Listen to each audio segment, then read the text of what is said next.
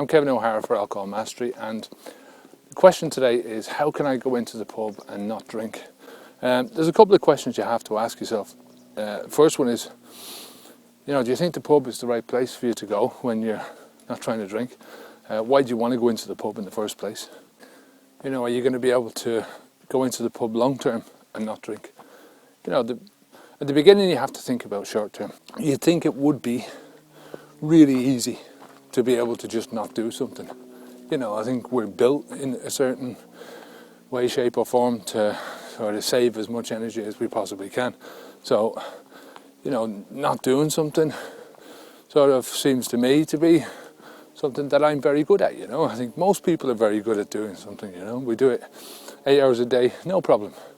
Lie down, don't do anything, and go into some kind of a catatonic state. So you think that, stopping doing something would be fairly simple. The problem is that once you put a long-standing habit into the equation, a lot of cultural pressure, a lot of individual pressure, a chemical into the brain, and it doesn't get it's not as simple anymore. The question, how do I go into the pub and not drink, should be fairly self-explanatory. It's in the question. The not drink part, you just don't drink. But with all those other things in your mind, it isn't as simple as that. The problem is the environment. It's the pub. It's fairly easy to not drink in certain places, like if you were swimming, for instance. You could set up a situation where you were drinking, but you just don't. Deep sea diving, even deep sea diving, you could possibly, it's conceivable to set up some form of an apparatus where you could take the odd sip out of an alcoholic drink. But you would never think about doing that, You'd never think about doing it in church, apart from the communion wine. Other situations where you wouldn't do it would, in normal circumstances, would be while you were driving or while you're working. There's severe consequences to both of these actions if you're caught out. Even the bar environment, which is set up basically for people to drink, there's a possibility that you can go in there and not drink. I would never have gone into a pub. Some of the pubs were open in the morning, and just that smell first thing in the morning would be enough to knock you out. I've wandered into a bar at lunchtime and not had a drink because I have to get back to work, and there's no way I can take a drink, So, and under those circumstances, however much you'd like a drink, you just don't have a drink, even in that bar environment with all the alcohol around you. But the situation is completely different when you walk into the bar at the normal time of the day, when you would normally have a drink. You go into your regular bar, you go into the corner and sit in your regular stool.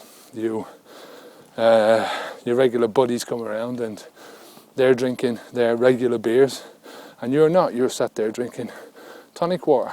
That's where the difficulty lies, because every bone in your body, especially in the beginning, is saying, drink, drink, drink. This is not just about not drinking, it's about being the odd one out. In the best of situations, we don't like being the odd one out. It just doesn't sit right with us. Being the odd one out means inevitably you're going to get kicked out of the group. We mix with people who are like-minded, and we do that for a very good reason. It's in the hard wiring.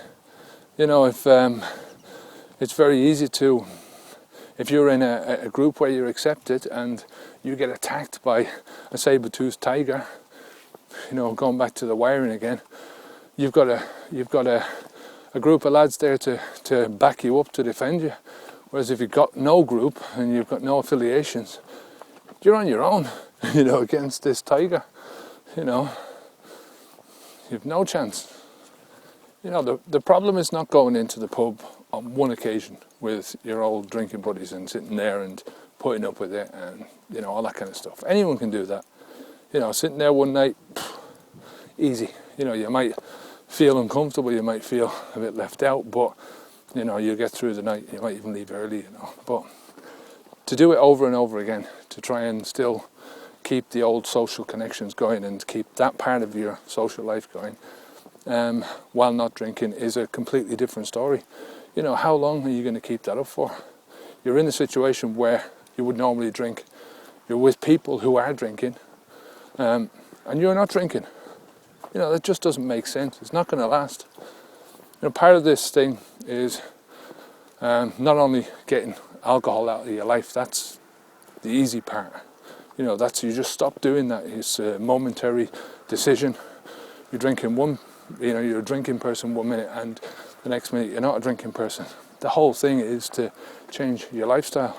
If you try and keep the same lifestyle as you had, and only change the alcohol part of it, it's not going to work. You know, it's like a heroin user going back and sitting with his mates who are still injecting and trying to keep that lifestyle. I mean, what's the point? You know, the whole point of him changing his lifestyle is changing the getting away from heroin is to change his complete lifestyle and to make something out of his life, to stop the self-destructive patterns that are happening. So anyway, that's your lot for today. If you have any questions at all, then give us a shout over on the website. There's a new book coming out soon. If you're looking at this 6 months down the line, it's probably out already. It's called 7 Steps to Alcohol Freedom. You can also get the book Stop Drinking Alcohol at This Time over on the website.